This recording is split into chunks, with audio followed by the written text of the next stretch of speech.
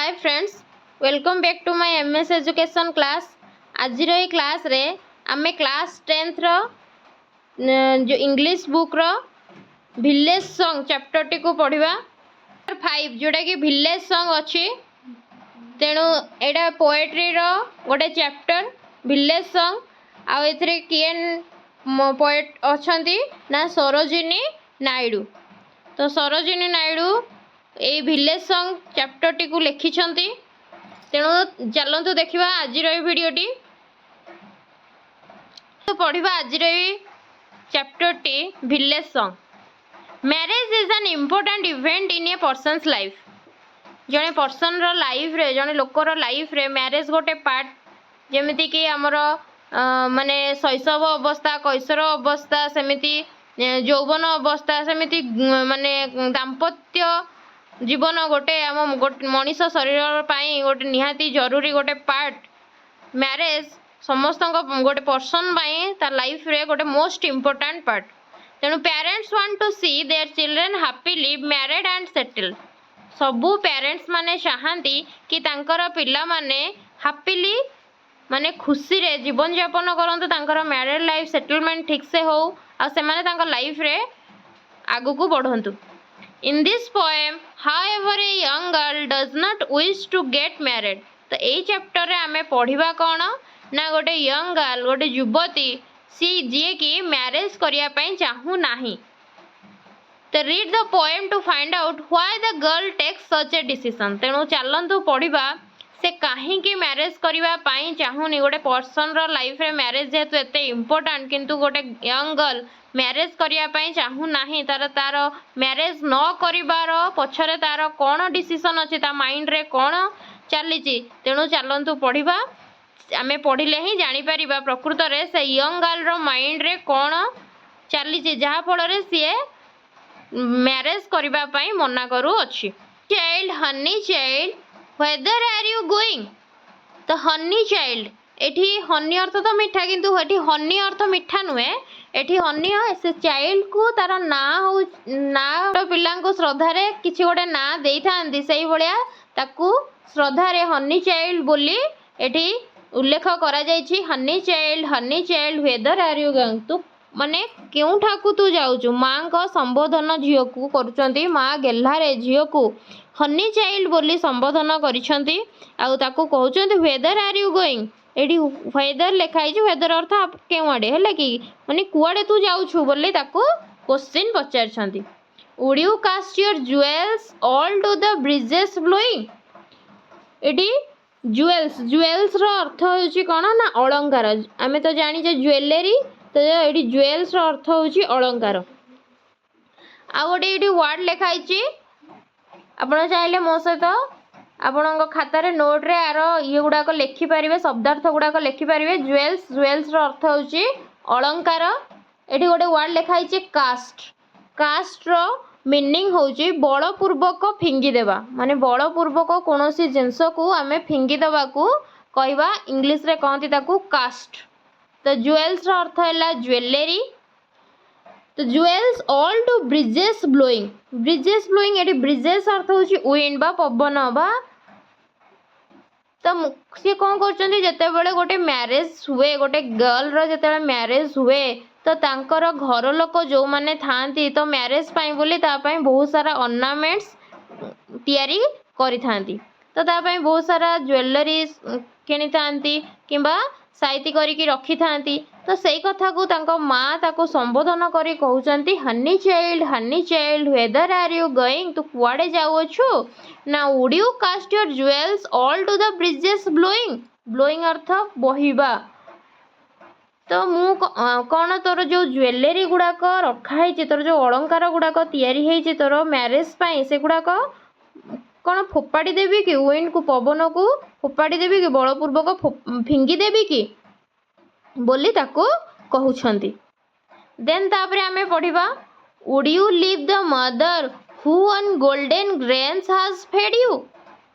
Would you grieve the lover who is riding for to wed you. तो question मां ताको question पचारुचंती would you leave the mother.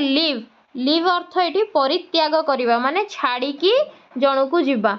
Would you live the mother तू कौन तोर माँ को परित्याग करिकी त्याग करिकी छाड़िकी चली जीवु हु हु अर्थ जीए की on golden grains has fed you golden grains और गोल्डन ग्रेन्स अर्थ होउची सुंदर पात्र गोल्डन ग्रेन अर्थ होउची सुंदर पात्र golden grain has fed you अर्थ खाइबा को देबा माने माने जन को खुआइबा को कहती फेड यू जी कि तते कौन करती सुंदर पात्र रे खाइबा को दियु सेई भली माँ को परित्याग करिकी चली जीवा को बसीछु तो ता माँ ताको क्वेश्चन पचारुचंदी would you grieve the lover who is riding forth to wed you एटी तो वेड अर्थ आपण जानिथिबे वेड रे वेड अर्थ मैरिज वेडिंग रू वेड अर्थ मैरिज करबा तो वुड यू ग्रीव एटी से कहउचंती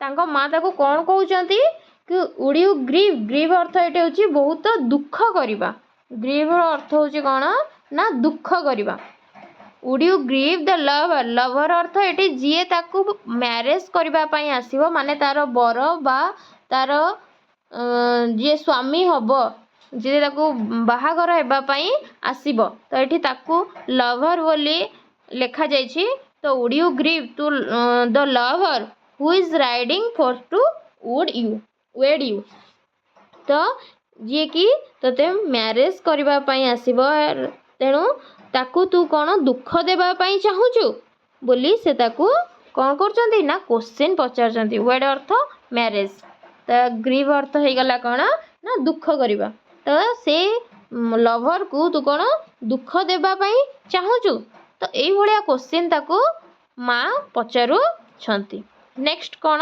देखिबा mother mine to the wild forest I am going कौन कौच झीटी आंसर से जो माँ तक क्वेश्चन पचार ये आंसर रे कौन कौच mother mine to the wild forest I am going ना हे मोर माँ माँ मु कौटिकी जाऊँगी वाइल्ड फॉरेस्ट को जाऊँगी माने बणुआ जंगल भीतर को जाऊँगी वाइल्ड फॉरेस्ट माने जंगल जो बणुआ जंगल को मु जाऊँगी बोली ताकू तांको माँ को झीटी हनी चाइल्ड कौन करछि ना आंसर दौची where open the champa box the champa birds are blowing जेउठारे व्हेयर माने जेउठारे कि चंपा बॉक्स चंपा फूल जानचंती तो चंपा बॉक्स अर्थ डाल the champa birds are blowing birds अर्थ कढ़ तो बर्ड्स अर्थ एठी आइला कौन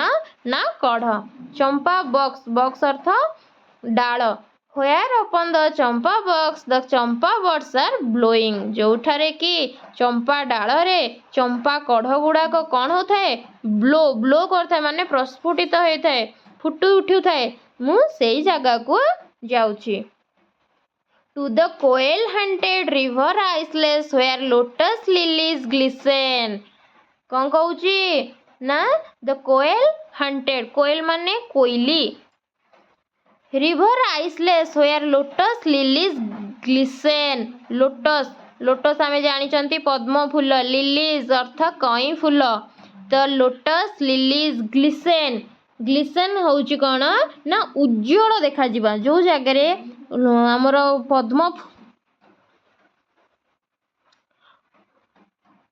जो जगह रे पद्म फूल कई फूल ये सब गुड़ाक उज्जवल देखा माने फुटी उठी से जो रिवर आइसलेस रे जो नदी मझिरे थिबा जो स्थल भाग रे आमे जानिचे आइलैंड तो ये आइसलेस येटा है तो river isles where lotus lilies glisten जो नदी मझिरे थिबा जो स्थल भाग रे कौन फुटी उठी ना लोटस लिलीज माने पद्म फूल कई फूल एगुड़ाक कौन कर माने उज्जवल देखा जाउछि तो से कोइली बारंबार आसुथी से जगह को कौन करछि ना कोइली बारंबार आसुथिबा से गोटे स्थान जो से जगह को मु जाउछि जोठी कोइली बारंबार आसुछि जोठी लोटस आ लिलीज प्रस्फुटित होइचंती तांकर उज्जवलता देखा जाउछि तो मु से जगह को जाउछि आउ को जगह को जाउछि now the voice of the fairy folk are calling me O listen तो the voice of the fairy fox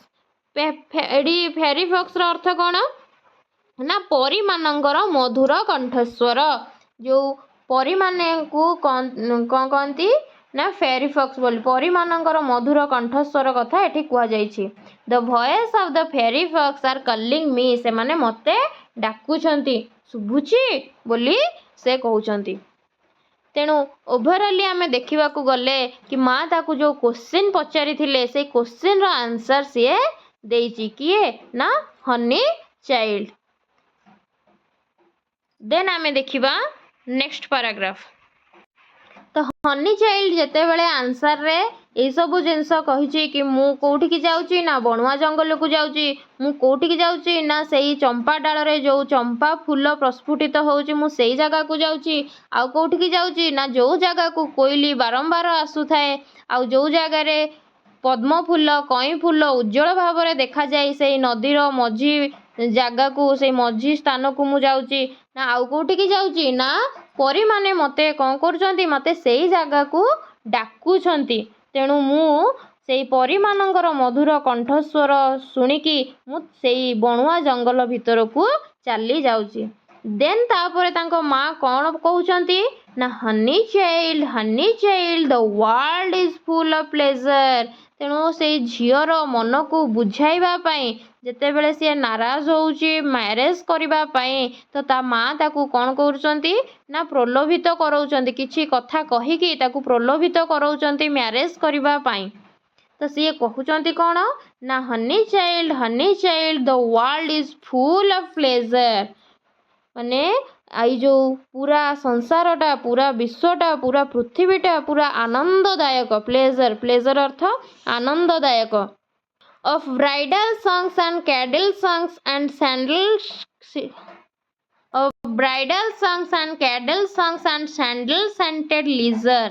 पुणी कौन कहउचंती ना ब्राइडल सॉन्ग आमे जेमती मैरेज कला समय रे जेमती जी ब्राइड से कौन करथे माने ब्राइडल मेकअप निये ब्राइडल ड्रेस पिंधे सेमती ब्राइडल सॉन्ग्स बाहाघर गीत सब बाजिबो।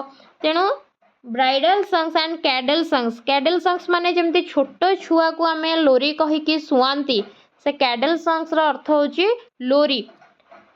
तो cradle songs and sandal scented leisure तेणु सैंडल सेंटेड लीजर सुबासित जो चंदन वृक्षर छाई तले एक उत्तम समय को बिताइबा बा उपभोग करिबा। सैंडल सेंटेड लीजर सैंडल आप जानते सैंडल अर्थ होची चंदन तेणु सैंडल सेंटेड लीजर तो लीजर टाइम को एमिति किछि सुंदर जगार कौनसी सुंदर चंदन सुबासित चंदन वृक्षर छाई तले बसिकी तोर माने तोर बाकी समय को कौन करिबू बितेइबू तोर लाइफ को तू उपभोग करिबू एमिति बहुत सारा नाना कथा कहिकी ताकू मोटिवेट करूचंती मैरेज करिबा पाई। Your bridal robes are in the loom, silver and saffron glowing. Bridal robes are in the loom. Loom अर्थ कौन loom अर्थ होची तंत loom अर्थ होची तंत जोठी माने तार जो ब्राइडल ड्रेस दिया जाइए जो तंत बुणा तंत कौन करे माने लुगा बुणे तो सेई तार ब्राइडल रोब्स कौन कराई से तंत को दिया जाइए। तो ब्राइडल रोब्स माने जो विवाह रे जो दामिका पोशाक पिंधती ताकू एठी ब्राइडल रोब्स अर्थ कौन ना दामिका विवाह पोशाक ब्राइडल रोब्स अर्थ दामिका विवाह पोशाक लूम अर्थ है तंत। Silver and saffron glowing saffron होची जो कमला और हल्दी मिशा रंगटा को कहती सैफ्रन कलर। तो तार जो विवाहर जो ड्रेस लुक थिला से को कलर थिला ना सिल्वर एंड सैफ्रन ग्लोइंग मन रखिबे एटा एक मार्का में भी क्वेश्चन पळे आसे तार माने ब्राइडल रोब्स रो कलर को टाइप रो थिला। तो ब्राइडल रोब्स रो colour silver and saffron colour रो थिला silver and saffron glowing. Saffron meaning होची कमला हल्दी मिशा कमला कलर और हल्दी कलर मिशा येटा को कहती सैफ्रन कलर। देन आमे देखिबा your bridal cakes are on the hut O whither are you going. तो तार ब्राइडल केक जो विवाह समय रे जो पिठा करा जाए तो विवाह अवसर रे जो पिठा करा जाए से कोठी अछि ना हट हर्थ अर्थ जो चुलीर जो चारिपट जो थिबा जो स्थान चुलीर चारिपट जो खाली स्थान थाए ताको कहती हर्थ। तो से तार विवाह समय रे जो पिठापଣା तैयारी करा जाए से सब पिठापଣା रेडी हेकी चुली पाख स्थान रे रखा जाइछि। तेणु तोर माने सबु किछि विवाहर सबु किछि अरेंजमेंट होई सारिछि माने तेणु विवाहर समस्त प्रकार अरेंजमेंट हो सारी।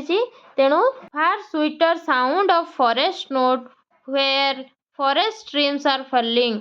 फॉरेस्ट स्ट्रीम माने जो जंगल भितर जो फॉरेस्ट स्ट्रीम्स स्ट्रीम्स जो जंगली जो झरणा स्ट्रीम्स स्ट्रीम्स अर्थ झरणा फॉरेस्ट स्ट्रीम्स तेणु जंगली झरणा आर फॉलिंग कौन होउची ना प्रवाहित हेउची फॉलिंग। तेणु यही सबू जिनस बहुत होउची सुंदर बा बहुत सुंदर बा बहुत आनंददायक माने यही सबू जिनस मैरेज ठारू से जो प्रकृतिर जो सुंदर साउंड प्रकृतिर जो माने प्रकृतिर सुंदर गीत बा सुंदर स्वर बा सुंदर संगीत आउ से प्रकृतिर जंगली झरणा कौन ना यही सबू जिनस ठारू अधिक मधुरतर अधिक सुंदर बोली तार कहिबार उद्देश्य। O mother mine I can not stay the fairy folks are calling. पुणी कौन कहउचंती ओ मदर माइन हे मोर माँ आई कैन नॉट स्टे मु रही पारिबी नाही मु एठी रही पारिबी नाही। The fairy folks are calling तो परी राइजर परी माने मते कौन करचंती डाकुचंती।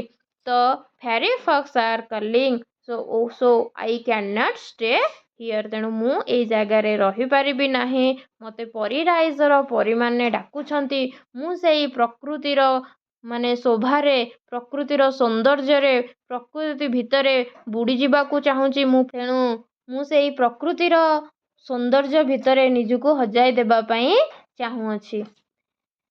तेणु ओभरऑली चैप्टर को देखिबाकू गले ई जो सांसारिक मोहमाया मध्यरे हनी चाइल्ड माने भितर को न पशिकी से तार जीवन को से सौंदर्य से शोभावर्धक भितर निजको खोजिया पाई चाहूँची।